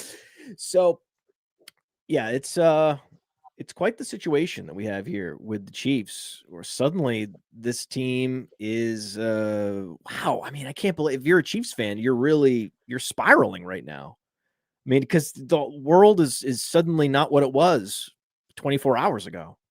It's crazy. It's a wild thing. My guess is, from looking at the injury, that it was just a straight up ACL tear, that he'll be back without too many complications, be back at some point during the season. I hope they, make sure that he's 100% before they bring him back. What do you think? Maybe week 8, something like that. Week 7, week 8. You think it's going to be that? You think it'll be that late? Always. I mean, it's December. It's December. Always. They're going to put him on the IR, the short-term IR to start the season, right? Or the PUP. And they start on the PUP, and then he's going to go to short-term IR, and then they're going to open the window, and there's going to be speculation on the window. Can we play this movie now, or do you want to play it later? I mean, is there a question? What's going to happen? And then everyone's going to be wondering, why he's expecting him to play, and they said he could play, and then they're going to be asking Andy Reid every week, and Andy Reid's going to try to give some answers that are non-answer answers. And again, where everyone's going to be hoping for week 5, then it'll be week 8. That's what's going to happen. Again, write that down. Put that in the time capsule too. So Justin Jefferson and Andy Reid struggling every week to lie. That's in the time capsule. And I still love Rashee Rice. Rashee Rice has proved that it doesn't matter who the quarterback is, that he's going to be productive. And so now suddenly Rashee Rice is looking like it could be a value. I will be buying Rashee Rice no matter who the quarterback is, because it's clear that Xavier Worthy is not a competition to be the alpha. No. That now there's more incentive for Travis Kelce to retire. Yep. And so that for a lot of reasons, there's also incentive for the Chiefs to continue to build on this offensive line. If your, $300 million quarterback tears his ACL, that's as good an excuse as any to just continue to reinvest in the offensive line. So I'm sure the Kansas City fans are going to want them to go offensive line. It's just one of those things. It's like how devastated were people when they saw like Will Campbell with the towel over his head going into the tunnel, Patriots fans apoplectic about it. It's like, well, okay, you feel that way, and it's right that you feel that way, because you losing a guy like Will Campbell can completely demolish your offensive line. That didn't happen in this particular situation. It wasn't like losing the keystone and the bridge collapses, thank goodness. Sure. But that's what happens a lot of times. And so just when you're rooting for your team to draft that sexy wide receiver, remember how it feels when you lose the left tackle and your season's over. And just fucking draft a left tackle, okay? Just draft offensive line. Even if it's a guard, like maybe like the second best guard in the draft him. Can you imagine Kansas City with awesome elite guard play, and the Simmons and tackles and the offensive line comes together? How many seasons has Kansas City been winning in spite of their offensive line? Yeah, Mahomes producing in spite of an offensive line. Like, hey man, their defense is stacked and they have weapons and they have Mahomes, but if they can get over the offensive line or do creative things to protect Mahomes. Well, that's what they should be doing in the offseason, is investing in coming to Jesus on this in that offensive line. So that's what I hope they do in the draft. And that means don't invest in yet more running backs, receivers. They've already learned the lesson, right? They don't need to invest in the running game. And what is this? Is this Pacheco's last year coming up? Yeah, I think they're done. I think Pacheco logged like a 70% snap share. Like Pacheco was finally back as the primary back. This could be a wrap for Kareem Hunt. This would be great. I think Pacheco could potentially, depending on who the quarterback is, Pacheco could potentially be a value next year as well. If they can get competent quarterback play, if they can get a Jacoby Brissett level player in, to bridge to Mahomes. That's what I was thinking too. Then I think that both Rice and Pacheco could potentially be values, as well as Noah Gray. I don't think they're going to use a first round pick on a tight end because I think they like Noah Gray too much. And Noah Gray's been waiting for an opportunity. And I think they've told him, hey, you're going to get an opportunity as soon as Kelsey retires. I think they've also probably promised him that he would at least get a shot. And even if it doesn't matter. So I think there's a potential of a value on Gray, Rice, and Pacheco next year. And also in best ball, if you're in one of these pod best ball platforms, I prefer total points, but like Fast Draft. But if it is a pod based, then also there's going to be a lot of strategy talk this offseason about investing in Chiefs so you can have them get them through for the best ball playoffs. So that'll be interesting. This is just a lot of potential storylines and conversation threads for 2026 based on this injury. So the injuries, it's catastrophic in that there's just going to have there's so much that it's going to affect. If I had to guess, I think Rashee Rice is probably still a third-round pick. I don't know if he pushes into the second round unless Mahomes is extremely ahead on schedule and pushes against what you're thinking, which I don't think he's back week 1 either. But I think Rashee Rice, if I had to guess, he's still probably no later than a third-round pick, even if Mahomes is hurt. And Pacheco, circling back on that, Pacheco is a free agent, but it is a juicy running back class in free agency as well. Breece Hall is a free agent. Joe Mixon could be cut. We're going to talk a little bit about that at some point. Could. Oh my God, Joe Mixon could be the Kareem Hunt of 2026. No, you never know. Oh my God. And I think they both had similar off-field incidents as well. They sure did. Oh my God. That would just be too poetic to even. Oh my God. Don't blow the load on Joe Mixon just yet, because we're going to get to him in just a short while here. You're right though. Pacheco, he was drafted in 2022. Yep. Wow, I had him in my head drafted in 2020. He's going to be 26 years old. I did. Wow,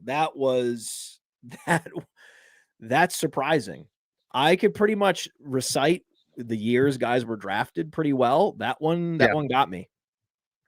It feels like it feels like he's been. It's only been about 2 years, but it's also he kind of just came out of nowhere out of Rutgers, and I don't think he comes back unless it's team friendly. And Kansas City Kansas City's also $34 million over the cap next year, so they're gonna have to do some maneuvering. So maybe they do take a cheap guy like Pacheco, who I don't think is gonna get a large contract. Maybe he comes back. I know who they need to sign. Kenny Gainwell. I think Kenny Gainwell will be beautiful. I think they should sign 2 players. They should sign Kenny Gainwell and Tyler Algier. That should be their thunder and lightning. Algier. Tell me Algier Gainwell wouldn't be the best use of funds. If you're going cheap, and then probably maybe draft. But what? Let me ask you a question. Pete. Pete, let me ask you a question. If I'm an NFL GM, do you think I would go cheap at running back? Probably. Yes. Unless you're the Chargers, who I like Hampton, but now they're in a situation where Vidal, Hampton, they're splitting, and we're going to talk about that too. So the good news is we still have a couple more topics here. We do. We do. We absolutely do. So let me kick us to the next one here, which Tyrone Tracy. Right now, I love Tyrone Tracy in terms of the value of getting him right as a rookie, free money in the pocket. But ironically, Tyrone Tracy reminds me a little bit of Woody Marks in that, right? I feel like you cash in right on a player as a rookie where I don't think they're long-term going to work out. Like a Bill Krosky-Merritt, who didn't even do anything yet, and people draft picks were flying around for that guy. But Tyrone Tracy, 24.7 fantasy points, 15 rushes, 70 yards, a touchdown on the ground, and they also caught 3 passes for 27 yards and a touchdown on 3 targets. Now, the question is, are we seeing the youth movement? Now that Brian Daboll is gone, Devin Singletary was his guy, and Singletary was a guy that we talked about on this show once the Cam Scatterbo injury happened, where if you missed out on Tracy, Singletary was a must backup bid behind him, and we saw Singletary have a lot of weeks where he's eating into the touch and the workload. Now, I'm not super excited about Singletary, so don't get me started there. But Singletary played just 24 snaps, and Tracy played 76, which is the most snaps Tracy's played all year. Are we seeing a change of the tide, Matt, where can we trust Tyrone Tracy down the stretch here? He gets the Vikings, 16th in points allowed to running backs over the last 4 weeks, 22.2 points per game. And then he gets the Raiders as well, 4th points allowed to the running backs in the championship, 29.2 points per game over the last 4 weeks. Is Tyrone Tracy to be trusted down the stretch here? And is there a youth movement happening with the season coming to a close on a dead season for New York? I will say Woody Marks is a raging dynasty sell, and Tyrone Tracy is not. Tyrone Tracy is absolutely not, because no one with a straight face is going to talk to you about Tyrone Tracy being the starter next year. They know that's not happening. Yeah. If you walk around New York City or New Jersey or Connecticut, you will see Cam Scatterbo jerseys. Yeah. Okay. Cam Scatterbo has captured the imagination of New York Giants nation. It's over, right? Tyrone Tracy is a backup. He is a very nice situational breather back with dynamism, and he's going to play that role. And he is what I love is a player like Algier, who I know with 100% certainty is going to be the guy if the player in front of him misses time. This is why Charbonnet, Algier, they've been valuable dynasty assets because the contingent value is so high. The contingent upside is enormous. I love contingent upside. I love a backfield that I can feel comfortable knowing that they're just going to bring in some placeholder number 3 back with no threat whatsoever to Tracy as a handcuff. There are not 32 handcuff backs in the league. There's like 10. And those are the guys we're always trying to home in on, find them, and get them on rosters. So I'm going to be a buyer of Tyrone Tracy, knowing that everybody knows it's the Scatterbo show in New York. Woody Marks is the opposite. Woody Marks is someone that people can project a starting role onto. And then when that backfield gets hollowed out in the offseason and Chubb and Mixon are gone, and they go ahead and draft a running back in the 2nd round, everyone's going to be shocked and appalled. Yeah. Which Woody Marks is the next segment. So let's just blend them together here for time purposes and because we're talking about both, right? But Tyrone yes, you are starting Tracy. You are starting Tracy. You're starting Tracy. It's another one of those situations like if you have Tracy, and we talked about this already, and it's like between Tracy and Nico Collins and Henderson, you're going to be going Tracy. If the matchups for Collins is bad, the week that Collins plays the Chargers, you're going to go Tracy that week. If he's playing the Raiders, come on. Yeah. Right? Yeah. Henderson's got a tough matchup. You're going to go Tracy. Like that's what you're going to be doing. And it's not going to be that sexy, but that's what, and Tyrone Tracy was a great guy to draft in the frenzy. So on fast draft, oftentimes what happens is there's a 6-round draft, the Flex 6 frenzy, and the last 2 rounds, you have a choice of I can go flashy upside guy, or I can go guy that is going to get a lot of opportunity, but is not necessarily known as the most dynamic playmaker or isn't necessarily on the best team. Tyrone Tracy was going super late, sometimes not even being drafted in the Flex 6 frenzy last week. And then you look up, and a lot of the teams that are cashing in the Flex 6 frenzy had Tyrone Tracy, because that just made too much sense. Like, that was like a great pick. And again, the code is NOVA. Use the code NOVA on Fast Draft, and you get a $50 deposit match. And maybe your team is out of it, and that's fine.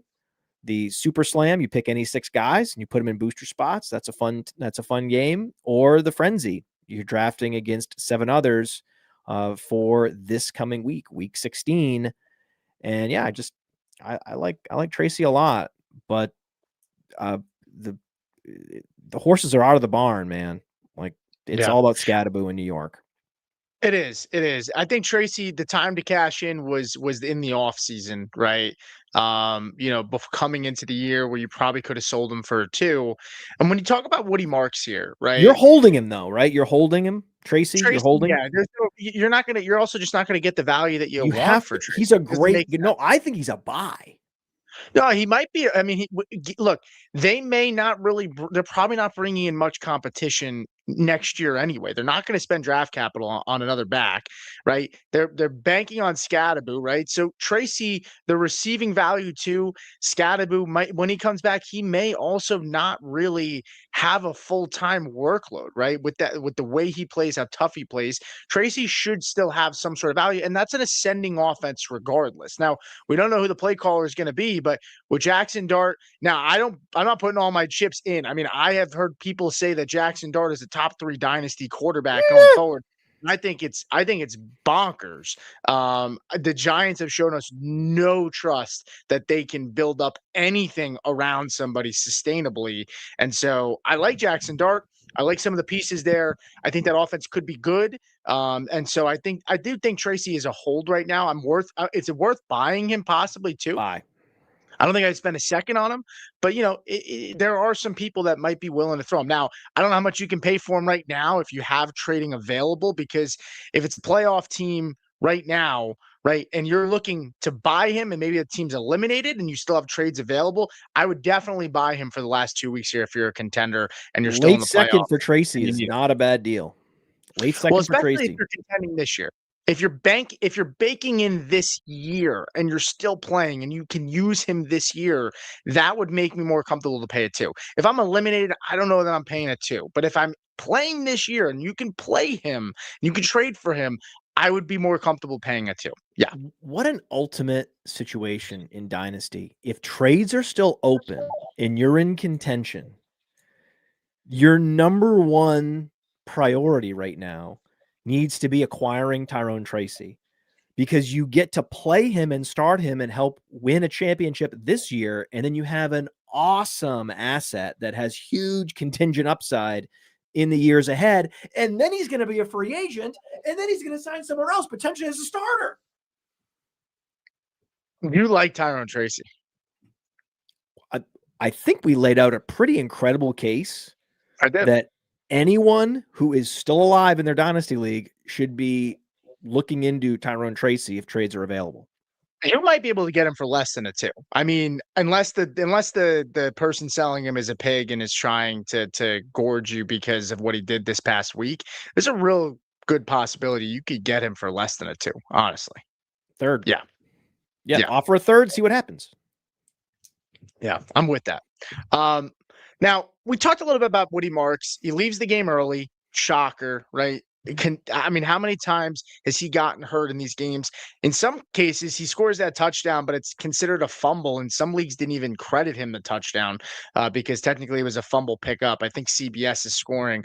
But when you look at Woody Marks, right, I mean, this is more of the dynasty side. Forgetting about the rest of the season, we talked about it, and I don't even need to phrase it because you said it yourself. It is time to cash out on Woody Marks, right? I mean, Joe Mixon, you can make the case he probably is not going to be here next year. He's got a $10 million cap hit. The team saves $8 million if they cut him. He turns 30 before August. So there's a good chance Mixon's gone. But I do not think Woody Marks is going to get the standalone back. Like this guy, to me, Matt, I think he's a jag. I liked him coming out of college. I think I liked him as just a player. I like the skill set a little bit. But in this offense, for what they want to do, I don't think this is an offense that's going to want to throw the ball to the running back a ton. CJ Stroud pushes pushes the ball downfield. He's not the kind of guy that's going to check down. So Woody Marks, the receiving value, he was a receiving threat in college. I don't see that as much, at least in this offense. And just from a playmaking standpoint, he doesn't look to me like a guy that I could see being a top 20, top 15 asset in Dynasty. And right now, Player Profiler's Dynasty rankings are a culmination of rankings. Marks is at 22, Matt. I would personally flip Woody Marks for Caleb Johnson straight up right now if I could do it. And there's a chance that you could get Caleb Johnson plus a pick for Woody Marks in a deal. Is that something that you would do? And what are your vibes? I mean, you kind of made it pretty obvious with the Tyrone Tracy segment that you're not a Woody Marks fan either. But what do you make of Woody Marks? I mean, and are you cashing in on him? And if you're selling him, what's the lowest you would sell him for? Oof. Lots unpacked. Yeah. So I would try to construct a deal where I'm giving up a receiver, I'm giving up a running back, and like a 2-for-3 type of deal. Sure. Picks involved, try to get a pick swap involved, something like that. And to get to Woody Marks out the door. Oftentimes what I'll do is I'll talk about another player and then I'll add Woody Marks. You don't talk about Woody Marks that you're trying to, but you would say, hey, you know what? I'll add Woody Marks if it helps. Yeah. Right. That's how you go ahead and engineer that. What's going to happen with Woody Marks is that the Texans are going to draft a Caleb Johnson type player in round 2 or 3. So imagine like how Caleb Johnson profiles like a between the tackles smasher. I know the Texans want that guy in the offseason. And so they want like basically a young version of Nick Chubb. They want that. And then they're going to go ahead and sign like a Gainwell as well. Yeah. And so Woody Marks is pretty much Jaylen Warren. Like that is Woody Marks. And you go to where do we have Jaylen Warren on here? Jaylen Warren is like RB 29. Like that is Woody Marks is going to have a Jaylen Warren career at best, where you're probably going to see a half season where he's getting regular primary touches week in, week out. And as a guy you can consistently start. He will have a half season, an 8-game stretch where you're going to get that. And I don't know when it's going to be. It could be next year, could be the year after. I don't know. I don't know. And we'll see. Right? We'll see. But I mean, the window is quickly closed on Jaylen Warren because I think Caleb Johnson is going to emerge next year, like it or not. And you might think that we're too low on Caleb Johnson. The fact that we have Caleb Johnson still in our top 25 running backs is higher than almost any other service. Yeah. It's higher than Keep Trade Cut. It's certainly higher than like when I was talking to Cody Carpentier last week, much higher than Cody Carpentier has him. So we pretty much have penciled in Caleb Johnson right there. Like, hey, you're pretty much tethered to Woody Marks. Whereas Woody Marks is a hit for a 4th rounder. You would consider him a hit-ish. Yeah, right. Absolutely. So I would put him in with he should be in the mix with the hit-ish day 3 picks from the same draft class, but his profile is smash worthy. It's just a question of what he wants to do. If in the offseason he decides to really he wants to be a star in the league, then he's going to, devote his whole life to getting his body in absolute pristine condition where he shows up to camp on day 1 in 2026. And all the other running backs know that it's over, that it's his job. And that's basically in his control. And knowing that it's in his control and the fact that he has not talked back at all about this situation, like he has not complained to my knowledge about the situation that he's found himself in, where he has essentially been relegated and marginalized for his rookie year. It's a very stressful situation if you're in the NFL and you need to prove yourself for your next contract, especially a running back. But he has been a team player, right? And handled this situation with grace. That tells me there's a higher probability that he does go hard in the offseason and just show up as a no-doubter. And so, yeah, Caleb Johnson, a strong buy. Woody Marks, a strong sell. Yeah, I mean, Caleb Johnson too, right? I mean, talking about 19th pick in the third round, there's equity there. Still 22 years old. This guy is really, really young. And look, it's Mike Tomlin, right? I mean, Mike Tomlin is a tough coach, right? I mean, he doesn't always, give the nod to the younger players. So it would not be surprised if it's just a redshirt year for Caleb Johnson. And the ceiling is much, much higher, in my opinion. Behind in the Steelers, which is kind of scary because the offense at the Steelers is still kind of a question mark. But neither here nor there. The talent is just oozing when it comes to Caleb Johnson. Now, I'm excited to see what he does. Yeah, I would be. I'm a buyer. The thing is, though, this is another one of those like dynasty fallacies. The people that drafted Caleb Johnson love Caleb Johnson. So, I mean, you're not going to get great value on Caleb Johnson. If someone drafted him, then they like him. So it's not like you can just go, what do you want for Caleb Johnson? That's not going to happen. In most cases, you can't just trade for Caleb Johnson because the person who drafted him liked what they saw from Caleb Johnson, his profile, his college career, and they know that selling low on a player like Caleb Johnson after year one with the Steelers is not the way to win a dynasty league. So, I mean, good luck getting him. I wish you all the best. Right. If you're in a league that still trades, he's not doing anything for you right now. So you may be able to get a little bit more of a cheaper cost right now than you would if you wait till the offseason, if you're still allowed to have trades. All right, let's move over. We got two more segments here. Chargers backfield split. This is an important one to talk about here. Marion Hampton was a favorite of yours, if I remember, in the offseason. I think you really, really liked Hampton. In 2 games back from Hampton, 14.7 points, 7.5 points against the Chiefs. Tough matchup, cut him a little bit of a break, right? He also played against the Eagles the week before and put up 14.7 points, which while many would sit there and say, oh, that's a terrible run defense because we saw what happened with the Bears. Keep in mind, no Jalen Carter in that matchup, right? I mean, there were some missing pieces, right? But ultimately, he gets Dallas this week, which is a very good matchup, but then he gets Houston in the championship.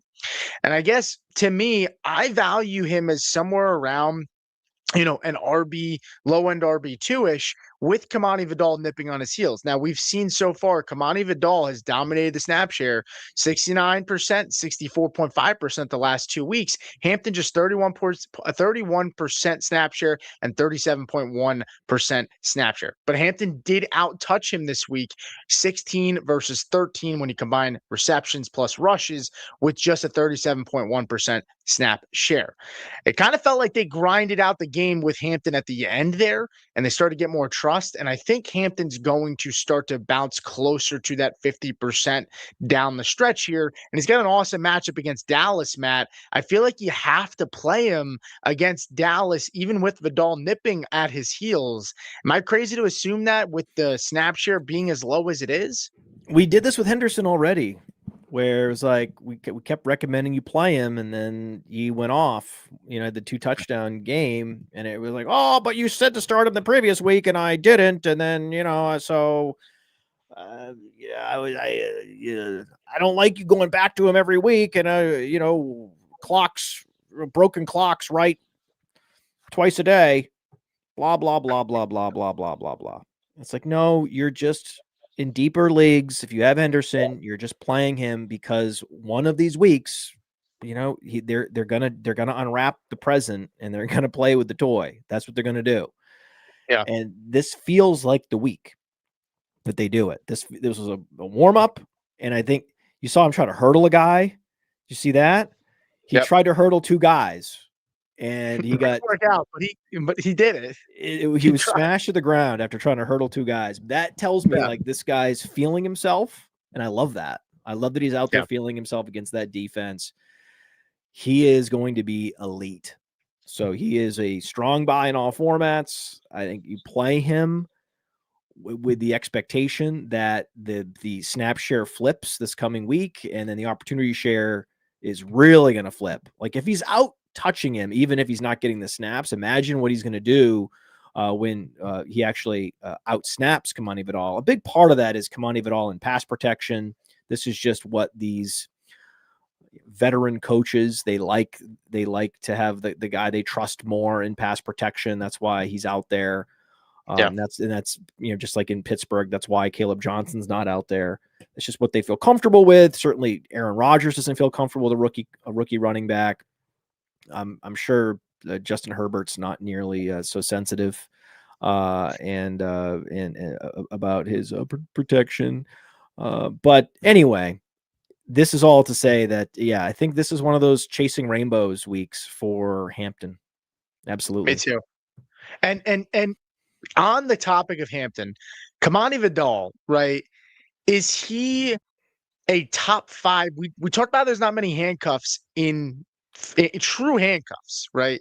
Is Kamani Vidal, has he carved out enough of a role and shown enough where in Dynasty he is looked at as a top handcuff?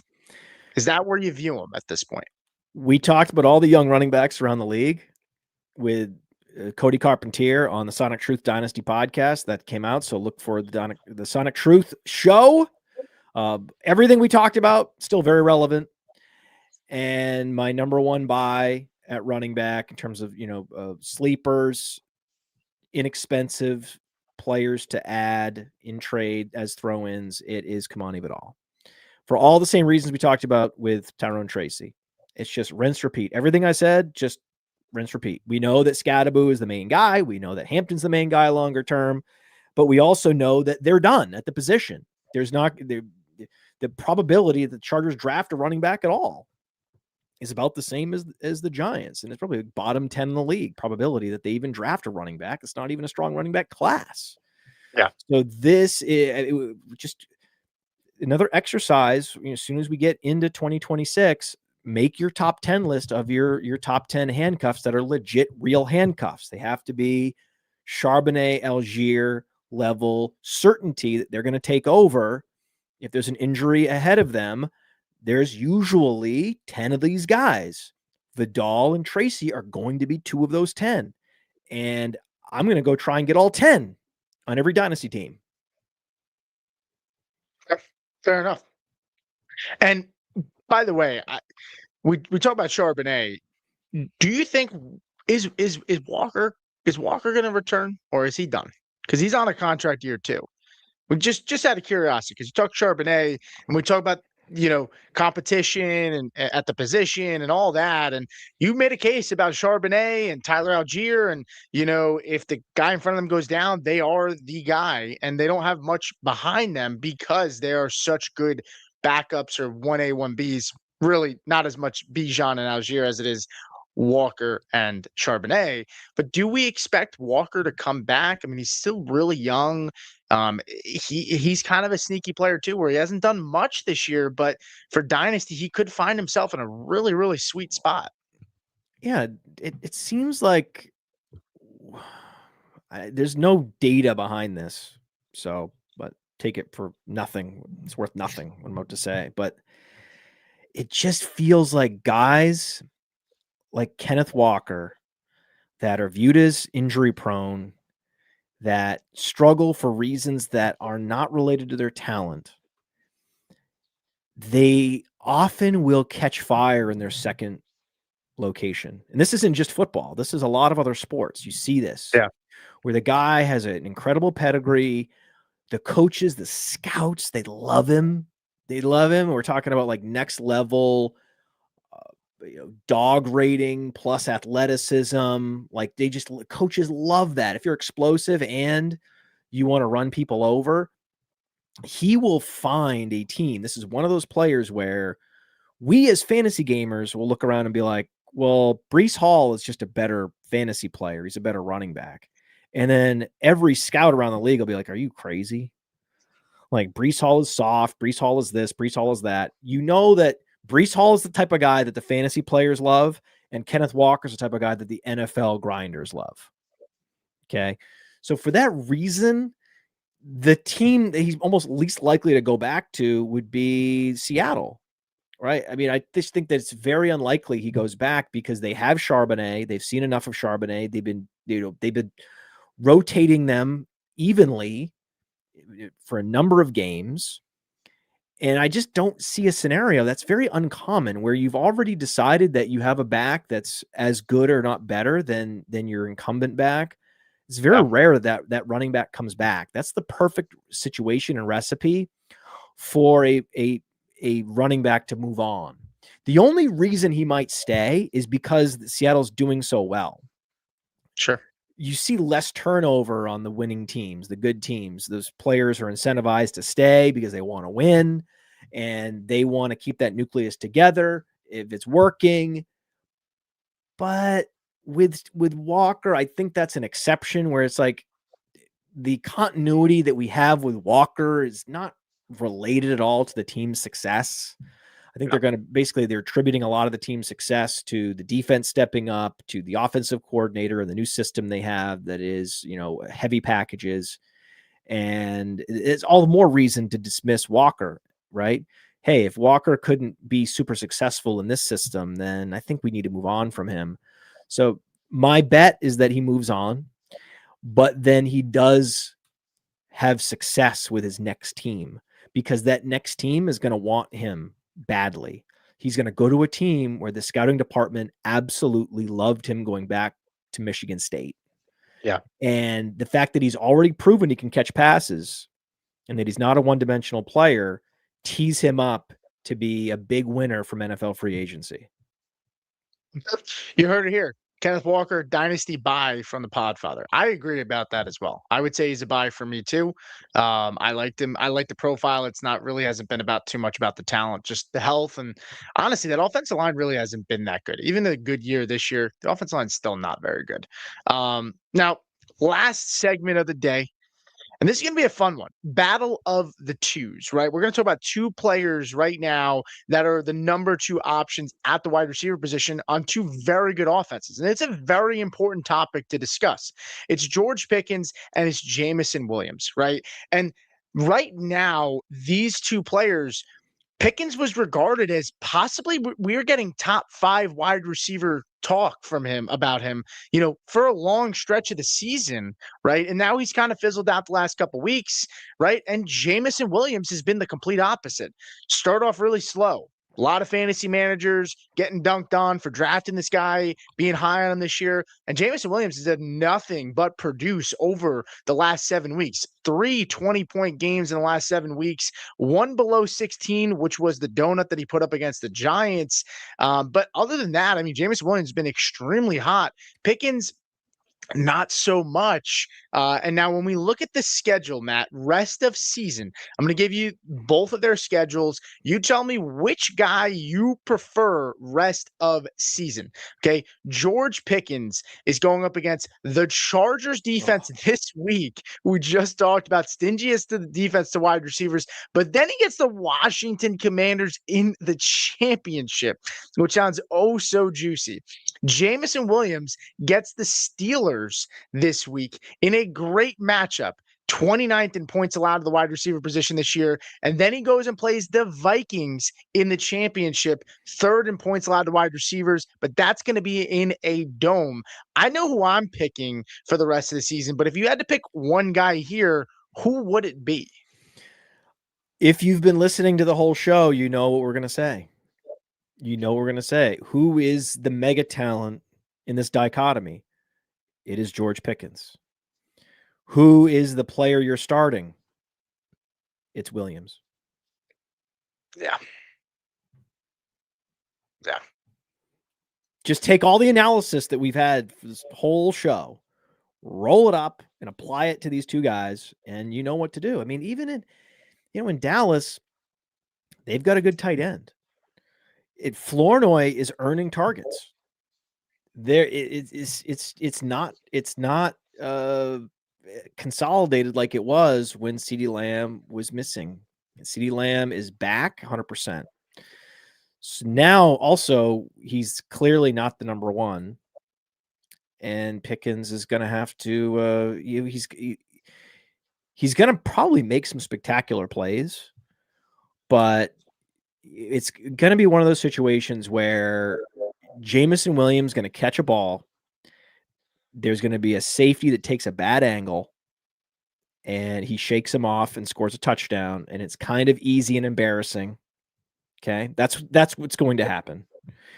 And then Pickens is going to be doing like feats of athletic brilliance and strength and everything, and it's going to be for an 11-yard catch.